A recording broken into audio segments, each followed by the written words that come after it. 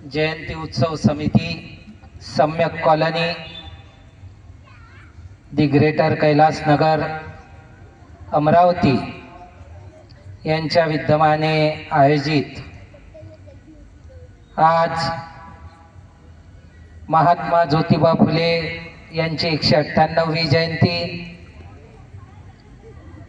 प्रियदर्शी चक्रवर्ती सम्राट अशोक यांची 2329वी जयंती, भारतीय संविधानाचे निर्माते विश्वरत्न बाबासाहेब डॉक्टर भीमराव आंबेडकर यांची 134वी जयंती आणि 2587वी बुद्ध जयंती या निमित्ताने आजचा हा कार्यक्रम होत आहे। या कार्यक्रमाकरिता मला इथे आमंत्रित केल्याबद्दल आयोजक मंडळांचे खूप खूप धन्यवाद। विशेषतः भारतामध्ये बाबासाहेब आंबेडकरांची जयंती मोठ्या प्रमाणात साजरी केली जाते आणि बाबासाहेब आंबेडकरांनी आपले 3 गुरु आहेत, माझे 3 गुरु आहेत असं सांगितलेलं आहे। भारताला ऐतिहासिक दृष्ट्या बघितलं तर 3 युग आपल्याला दिसतात। एक प्राचीन युग, एक मध्यम युग आणि एक आधुनिक युग, ज्यामध्ये आज आपण जगत आहोत।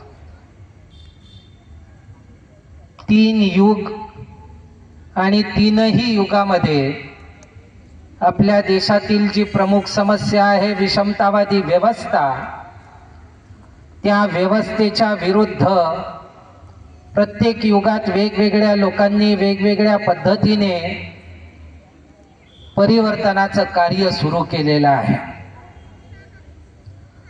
प्राचीन युगामध्ये, त्या काळामध्ये धार्मिक युग होतं, धर्माच्या नावावर चळवळी चालायच्या। या विषमतावादी व्यवस्थेच्या विरुद्ध त्या काळामध्ये तथागत बुद्धांनी समतेच्या चळवळीला सुरुवात केली।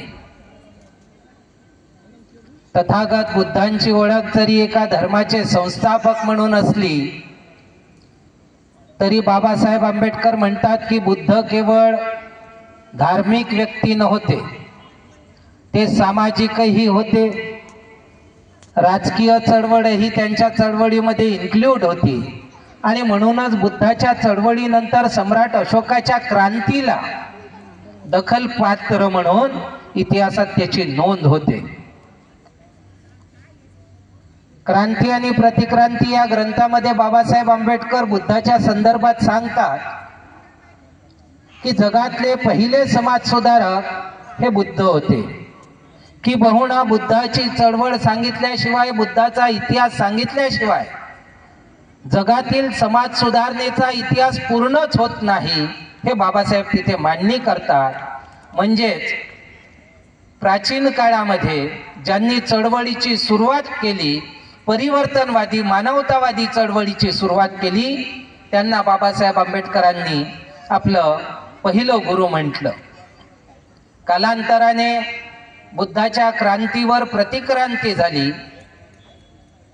सम्राट अशोकाचा 7व्या पिढीचा नातू बृहद्रथ मौर्य यांची हत्या त्यांच्याच सेनापती पुष्यमित्र शृंग यांनी केली आणि ती प्रतिक्रांतीची सुरुवात झाली असं बाबासाहेब मांडणी करतात। म्हणजेच समतेची चळवळ संपवून पुन्हा विषमतावादी चळवळ, जातीवादी चळवळ, वर्णवादी चळवळ ही बळकट झाली, हे सत्तेत आली, याला प्रतिक्रांती म्हटल्या गेलं। पुन्हा आम्ही गुलामीत गेलो। आम्ही म्हणजे कोण? तर ज्याला या देशामध्ये बहुजन समाज म्हणून, जो संख्येने तर जास्त आहे पण या देशात गुलाम आहे, ज्याला वर्णव्यवस्थेमध्ये शूद्र अतिशूद्र म्हणून गुलाम ठेवण्यात आलं, ते लोक पुन्हा या व्यवस्थेचे गुलाम झाले आणि बराच काळ सातत्याने ते गुलाम राहिले। त्या गुलामीच्या विरुद्ध मध्ये मध्ये प्रयत्न झाले. त्यातला एक प्रयत्न मध्ययुगीन काळातही झाला. मध्ययुगीन काळामध्ये परिवर्तनवादी चळवळ ही संतांच्या प्रबोधनाच्या माध्यमातून चालली. मग त्या काळामध्ये आपल्याला अनेक संत दिसतात, ज्यामध्ये संत कबीर असोत, संत रविदास असोत, संत तुकाराम असोत, असे क्रांतिकारी जे संत झाले. आता तारखांमध्ये थोडासा विभिन्न इतिहासकारांमध्ये विभिन्न तारखांचा तो भेद आहे की संत रविदास आदी की संत कबीर आदी म्हणून. पण बाबासाहेब आंबेडकरांचे वडील जे होते रामजी सकपाळ, ते हे कबीरपंथी होते आणि कबीरचे अनेक दोहे त्यांनी बाबासाहेब आंबेडकरांनाही शिकवले होते. तर त्या काळामध्ये जी संतांची चळवळ चालली, ज्यामध्ये कबीर प्रमुख होते, बाबासाहेब आंबेडकरांचे दुसरे गुरु हे मध्ययुगीन काळातले संत कबीर झाले.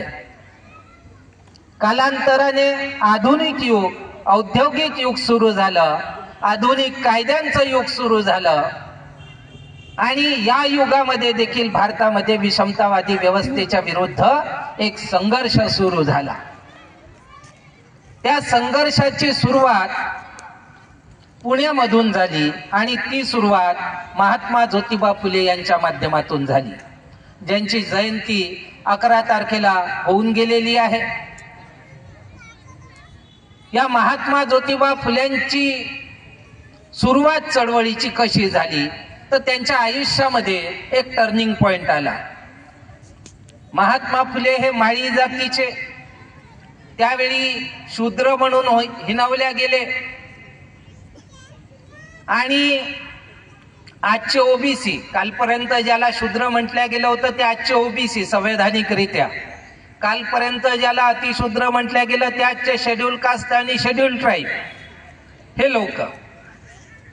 तर महात्मा फुले हे इंग्रजांनी जे काही कायदे केले, ज्यामध्ये शिक्षणाची दारं सगळ्यांसाठी ओपन झाली होती, तर महात्मा फुले शूद्र असून देखील शाळेत जाऊ शकले इंग्रजांमुळे. अदरवाईज जो विषमतावादी कायदा होता, मनुवादी कायदा होता, त्या लोकांनी शूद्र, अतिशूद्र आणि महिला या लोकांना शिक्षण बंदी करून ठेवलं होतं. ना आमच्या गुलामीचं प्रमुख कारणही तेच होतं. एखाद्या वर्गाला जर पिढी दर पिढीचं गुलाम करायचं असेल तर त्या वर्ग समूहाच्या पायात 3 बेड्या घालणे आवश्यक असते.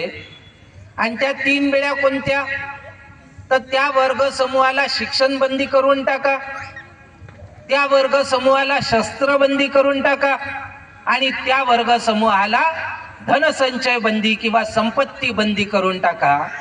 हे 3 अधिकार कोणत्याही वर्गाचे जर काढून घेतले तर तो वर्ग पिढी दर पिढीचा गुलाम होतो.